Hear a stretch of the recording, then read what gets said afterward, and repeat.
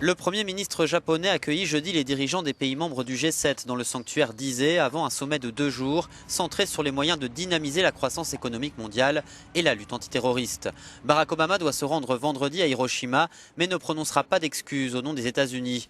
Le président français entend lui profiter de ce sommet pour rappeler son opposition à ce stade aux accords de libre-échange qui pourraient être conclus entre les États-Unis et l'Union européenne.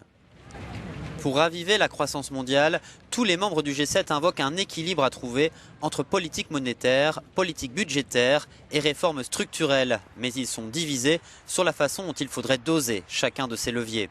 Le Japon, comme l'Italie, voudrait voir davantage de dépenses budgétaires, mais l'Allemagne et le Royaume-Uni ne sont pas d'accord. Ils sont partisans de la discipline budgétaire et exigent plus de réformes structurelles. Les dirigeants des pays membres du G7 vont donc se mettre au travail.